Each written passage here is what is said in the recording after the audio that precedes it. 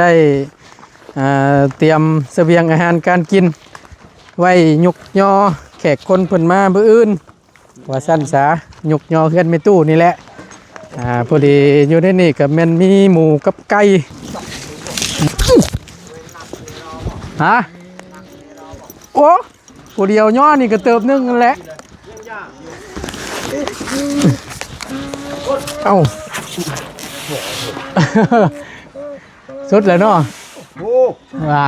ประตูจนยังว่าห้องหลังโอ้รถสิไรก็มักเนาะ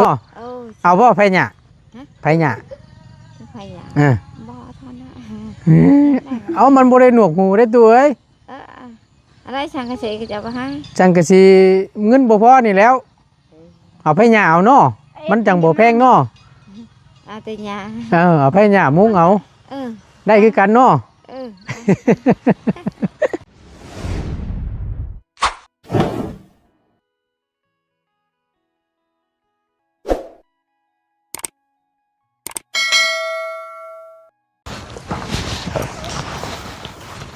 ใช่บ่ไปโอ้ตายโอ้ยเกือบดินทำเนาะโอเคพอดีได้บ่ไอ้กำงอนได้เอาเสือมามัดบ่ตกดอกหั่นตก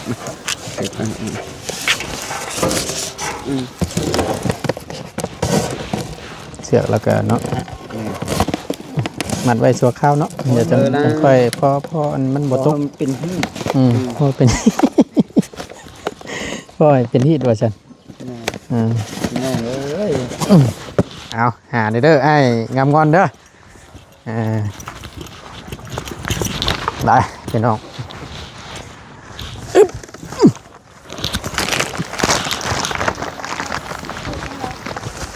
โอ้ยฮะได้ไดมันได้บ่มันสิตกกันแหล้วได้นะหิวเอาได้อยู่ตกบ่ได้อยู่หรอกหลายได้อยู่ได้บ่ได้บ่ไปพี่น้องสบายดีเด้อพี่น้องเด้อกราบทักทายสบายดีและสวัสดีอีกครั้งหนึ่งเนาะพอดีทั้งบ่ตูนก็ได้เตรียมเสบียงอาหารการกินไว้ยุกยอแขกคนเพิ่นมามื้ออื่นว่าสั้นสายุกยอเฮือนไม่ตู้นี่แหละพอดีอยู่ในนี่ก็แม่นมีหมูกับไก่หมูทางไหนอ้ายไล่บ่ทางนี้สบายก่อนพี่นะเอาอ่ะไปพี่แหละน้ำบ่ตูนนี่ก็น้ำพี่น้องพอได้เพิ่นกินนี่แล้วยามเพิ่นมายอเฮือนยอซานนำ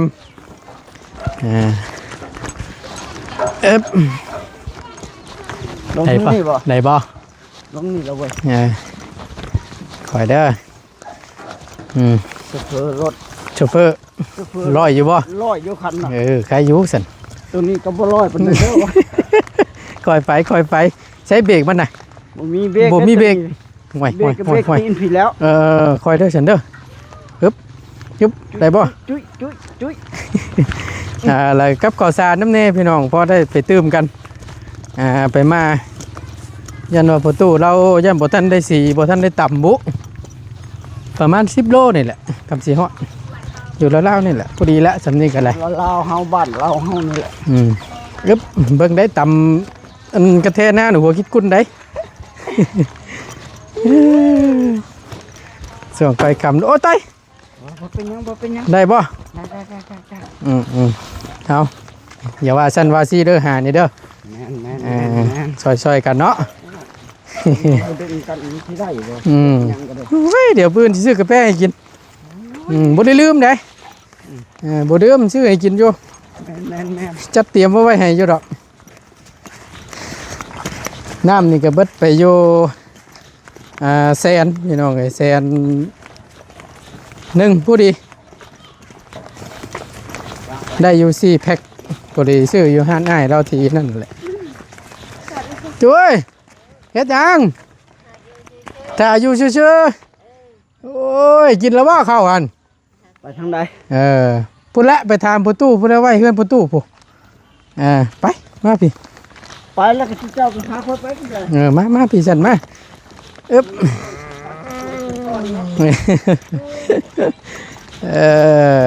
เอามาพี่ก้อนก็ได้อึ๊บโอเค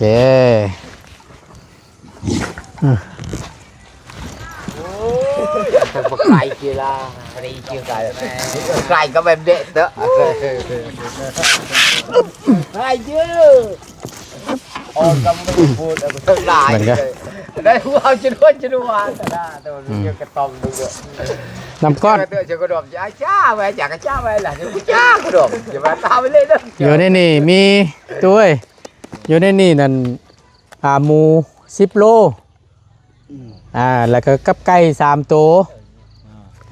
สิเฮ็ดอะไรก็ได้สิแกงหรือสิต้มสิลาบ อิงตาม แล้วแต่เจ้าภาพเด้อตัวนี้เด้อเฮาซื้อมาไว้ให้แล้วสะดวกเฮ็ดกินแบบใด จะภาพเพิ่นได้บาดนี้ทางแล้ว แล้ว เข้าหน้าเห็ดไม่หลับก็ตามเขาอันไหนก็ตามเขาแล้ว นั่นแหละจังหวะในเฮ็ดอะไรก็เฮ็ดรอดบ่ยากหรอกเฮาจัดเตรียมมาไว้ให้เลย10 โลหมูอยู่ในนี่น้ำโดย ขับประกันไว้ แซ่บ เขาจะกินลาบเขาก็ลาบแล้ว เนาะชุดแล้วเด้อเนาะชื่อให้เด้อเนาะ เอาแล้วให้เห็ดย่างให้ผมเป็นตาเนาะ พอดีน้ำก้อนบ่ต้นก็เอาห้องพื้นแล้วก็จังเอาหมูกับไก่ทับเอาน้ำก้อนมาโปะอีกกันไว้รับรองหลายเติบนักอยู่ในตัวเอ้ยเอาดีเบิ่งเด้อเอามัดก่อนเอามัดไว้ให้ก่อนแค่นั่นเอาพูดแกงกับแกงพูด แม่นเฮ็ดโรดเฮาซื้อมาไว้ให้เด้ เอาแค่นี้ไว้อันก็ให้เจ้าเจ้าก็ไปต่อแล้ว ให้มีตู้เอ้ยตู้มาพี่ดาวรถกังวลอยู่เอาแต่เจียวพริกนี่แหละให้กินเราแค่คนเพิ่นมาก็ได้เราบ่มีแนวกินเรา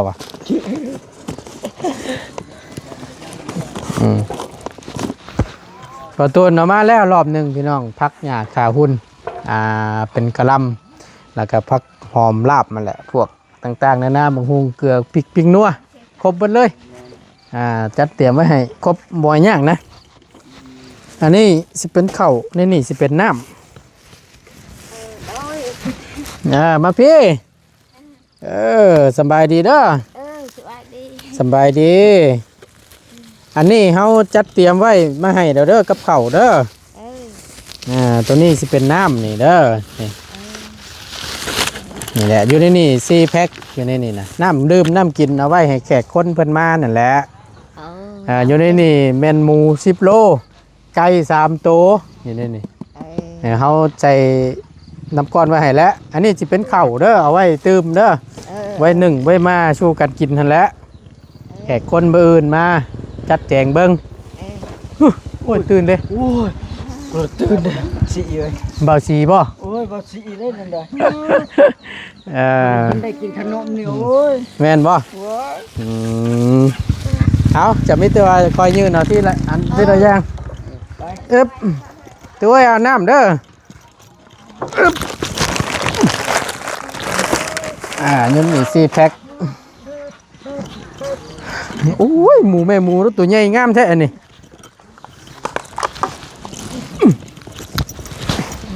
ยังตัวปทันมันดอกอันนี้เข่าเด้อตัวเด้อไว้เติมกันเด้อแบ่งมาเติมกัน ตัวนี้ก็เอาขึ้นพุ่นเนาะ ขึ้นพุ่นละไว้อยู่หม่องเดียวนี่แหละมันจังง่ายเวลาเพิ่นเฮ็ดอยากเฮ็ดกินฮะโอ้ผู้เดียวย่อนี่ก็เติบนึงนั่นแหละเอ้าสุดแล้วเนาะประตูจนยังว่าห้องหลังโอ้รถสุดแล้วเนาะเอามีแต่ว่าจังใดเฮาก็ฝากในเด้อตัวเด้อมื้ออื่นเฮ็ดอยู่เฮ็ดกินเด้อไปว่าวไปว่าวคนแถวนี้แล้วว่าวแล้วได้ลายเติบแล้ว ได้หลายเติบแล้วบ่แม่ครัวแม่ครัวหันคนนั้นเลยก็ตอนนี้ไปคอน้ำเขาแล้วเลยก็โดย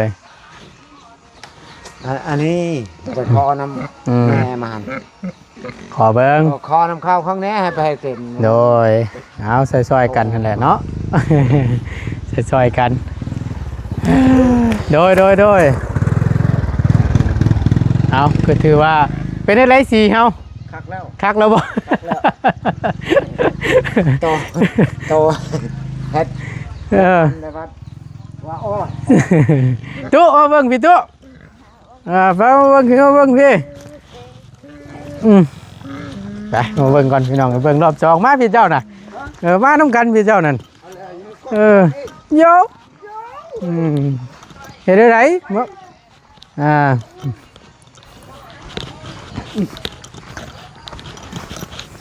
แน่คักปัญญังบาทนี่ตะเบียดครับ แห้งเรียบร้อย คักแล้วบัดนี้ งามอองตอง สีขาว สีขาว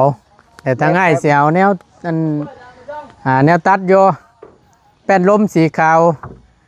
แป้นรูซิ่งนี่ต้องสีใดสีหนึ่งละ สีชมก็งามไอ้ งามบ่สีชม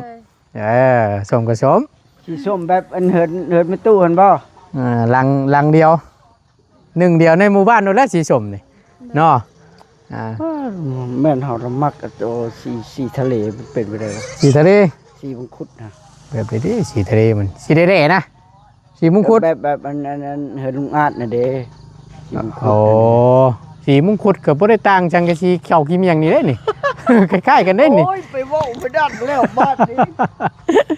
เอ้าแบบนี้แหละเนาะ สีชมเกิดครั้งแรกเลย ตุ๊มักอยู่บ่สีชม มา ฮะ ใส่ก็มาก สีอะไรก็งามสีอะไรก็มักเนาะ โอ้ เอาบ่ไผหยะไผหยะ ไฟอย่าง บ่เท่านั้น เอามันบ่ได้หนวกหูได้ตัวเอ้ย อะไรช่างกระเสกจะมาให้ จังกะสิเงินบ่พอนี่แล้วเอาไผหยะเอาเนาะมันจังบ่แพงเนาะ เอาแต่ยา เอาไผหยะมุงเอา ได้คือกันเนาะ โอ้ยอย่าเกลือดิเอากะ นี่แหละไว้เตรียมพร้อมมื้ออื่นยุกย่อถือว่าถ้าไว้เป็นที่เรียบร้อยเนาะ ไม่อันนั่นก็จัดแจงเว้นแล้ว โอเค นี่ไม่สิแปดนี่ ไม่สิแปดเวลาเฮายกขึ้นมานะครับต้อง ตอก คำ จ่ายคนจ่ายพี่ได้บัดนี้ แนวมันแหละนี่แหละทางประตูนขุดถมตีนเบอร์เพิ่นจากนาดินขึ้นไปนี่ประมาณ1.70 จากพื้นดินพื้นล่างนี่1.70 ให้มันวิดถั่ววิดหยังเลยนะมาแม่มาพี่ ฮะมันเป็นอะไร ลูก อยู่เบิ่งลูก ลูกหลานไปอันแทกอันนี้นะ นะ แทก เป็นอะไรมาพี่มาใกล้ๆเฮาพี่ มันจะแช่งกันอะไรกันยกพังชื่อ อยู่พังซื่อๆพังเฮาเว้านี่บ่เออ พังลูกหลานว่าเนี่ย พังลูกหลานเว้าว่าซั่นเนาะ เอามีแต่ว่ามื้ออื่นคือเว้าหั่นเด้อมื้ออื่นตื่นแต่เช้าแล้วเฮ็ดใดๆซอยกันเฮ็ดอยู่เฮ็ดกินชูไผหนึ่งข้าวเป่าไผเตรียมแนวอยากแนวกินไว้สู่แขกคนเพิ่นมาย่อเฮือนดีใจบ่ ดีใจ คิดฝันอยู่บ่ว่าสิได้แนวนี้ฮะเคยคิดเคยฝันอยู่บ่ เคยพันแทนพันพออยู่นะ ฝันว่า พันวานโมทอน ฝันว่าแนวใด พันยอแขกทอนพันยอแขก ฝันว่าย่อแขกฝันว่าย่อแขก พันยอฝันยอแขกอะไร บ่นะถามว่าเคยคิดเคยฝันอยู่บ่สิได้เฮือนหลังงามๆคือหมู่นี่ ก็ได้ บ่คิดเลยเนาะ โอเคก็ได้ บ่คิด เอาอย่างโอเค บ่คิดก็ได้เนาะเอาโอเคได้สั่นนี่แหละก็บุญกุศลเจ้าหั่นแหละที่มีต่อผู้รักผู้ใหญ่เพิ่นเนาะก็ได้รับการช่วยเหลือพี่น้องในทาง แม่ตู้อายุ6ปีนี่ก็ได้ก็คือฮู้คือเห็นนั่นแหละเนาะเราก็บ่ค่อยอ่าเต็มร้อยปานใดคือว่านั่นแหละแต่ขยันได้ยอมรับสุดยอดเลยเรื่องขยันนี่แล้วเราบ่เกี่ยวข้าว ยัง ยังอยู่เหลือจักให้ ยังชองชาวหายนี่ ยัง2-3ให้ เอ้ย กะว่าสิแล้วอยู่บ่เบิดเดือนนี่ หมดเดือนนี่ได้อยู่แล้ว ยันว่าเกี่ยวจักคนเกี่ยวข้าวจักคน คนนั่นนะ 2คนหนึงทอนกับมันอายะอันบ่เมียประตูนะปัดลูกหลานแล้วเลยซะ ลูกหลานเลยจะได้นั่น เพิ่นได้ไปเกี่ยวซอยอยู่บ่ บ่ มีแต่แม่ตู้ก็2คนน่ะ ม มี2คนน่ะพอดีแล้วอันเกี่ยวข้าวแล้วเฮือนก็เลยยกได้ย่อแล้วข้าวแล้วน้ำก็แม่นขึ้นมานอนเฮือนใหม่ หน้าหนาวสิฮอดแล้วเนาะเย็นช่ำพอแห้งแล้วพี่น้องเอ้ยยังดีแต่ว่าตกค่ำมาแรงมาผัดนิ่งเนาะนิ่งบ่ลมบ่หยังเลยพี่น้องเอ้ยสงัดอิงติ่งอยู่อาบน้ำแล้วบ่ อาบน้ำคู ใครอยู่สั่นเนาะยันว่ามันหนาวแล้วบ่อาบคือรอบก่อนนั่นก็บ่ได้เด้เฮ้ย บ่ได้น้ำบ่ได้อาบนั่น ดีแล้วเนาะจะได้นอนอุ่นๆเสื้อนี่ช่อนชองช่อนชามได้พี่น้องบ่หนาวหรอกเสื้อใหม่น้ำแน่เสื้อเก่าน้ำแน่ซ่อนคือจังว่าตัวนี้ก็กันล้มอยู่ตัวนี้นี่ แม่น ตัวนี้ก็กันล้มอีกคือใส่ซองใส่ซาม ใส่ชองชานะจะได้แบบบ่มีหมวก อ๋อ หมวกตัวเฮาซื้อมาให้น่ะมันมีหมวกพอได้ใส่หมวกปุ๊กเนาะใครอยู่สั่นเอาก็ถือว่าทั้งบ่ตูนก็ได้เตรียมกับข้าวมาไว้ให้เบิ่งใบบินยอดรวมละบัดนี้พี่น้องบ่ตูนสิไล่ให้ฟังซื้อกับข้าวในรอบนี้ก็ได้เบิดไปหลายเติบได้เอ้ย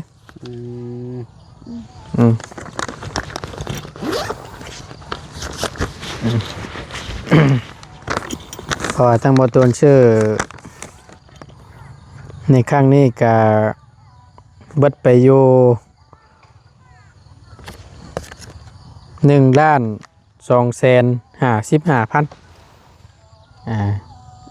นี่แหละราคามาบวกใช้กับน้ำแน่100,000เพราะว่าน้ำบ่ตูนซื้ออีกต่างหากราคาบวกมาใส่ตัวนี้1,255,000เป็น1,355,000ราคากล่องโฟมน้ำก้อนกล่องโฟมกับ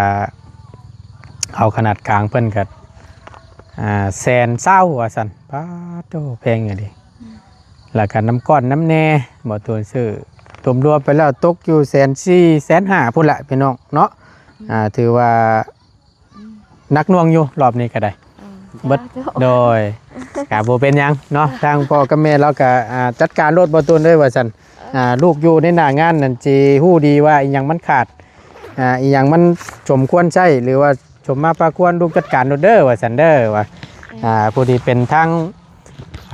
ผู้ใหญ่เพิ่นนั่นแหละตู้ไอ้ทั้งบ่แม่นเงินเฮาเด้อเป็นเงินทั้งผู้ใหญ่เพิ่นเด้อที่ซื้อกับข้าวกับน้ำเตรียมไว้ยุกย่อเฮือนเจ้าก็เป็นทั้งพ่ออัมพรกับแม่ติ๊กคือเก่าเด้อมีแต่ว่ามีตู้ยกมือขอบบุญขอบคุณให้พรเพิ่นเด้อจ้าโทษให้ยาวโดยใช้ชุดเลยให้ยุ่งยากเขาเงินจ้าโทษยิงได้ใช้สอนอีกจ้าโทษให้ดีมีให้เย็นยางเขาขอเงินจ้าสาธุเนาะเอาพี่น้องเลยเอาสั้นๆเอาง่ายๆแต่ความหมายนี่ก็เงาเนาะเอาบ่ตูนกันแนะนำต่างหน้าเนาะพี่น้องเนาะกะให้ยุ่งยากเขาเงินจ้าเอาดินยาเงินเอาขอบคุณหลายๆเด้อทางบ่ตูนก็ได้เนาะก็ขอให้ทั้งพ่อกับแม่จงอยู่ดีมีแห้งความเจ็บอย่าสุได้ความไข่อย่าสุมีเด้อปรารถนาสิ่งใดขอ อให้สมคำมุ่งมั่นลังปรารถนาเด้อพ่อกับแม่เด้อเนาะบ่ว่าเฮ็ดธุรกิจการงานใดๆค้าขายง่ายมือหยังอยู่ก็ขอให้เจริญรุ่งเรืองเฮงๆปังๆลำๆรวยๆเด้อสาธุเด้อเนาะไปบัดนี้ทั้งเฮาสิออกก่อนเด้อบัดนี้เด้อค่ำแลย่านนะเฮาก็ได้เจ้าว่าวันศิลจะมาจักมื้อนี้อ้าย ยานได้ ก็เมื่อชงเฮาได้บ่ บ่ ก็แล้วกันบัดนี้เฮาไปก่อนเด้อสบัดนี้เด้ออยู่ดีมีเองพี่น้องเอ้ยขอบคุณในหลายๆสำหรับคลิปนี้บ่ตูนลาแล้วสบายดีเด้อพี่น้องเด้อไป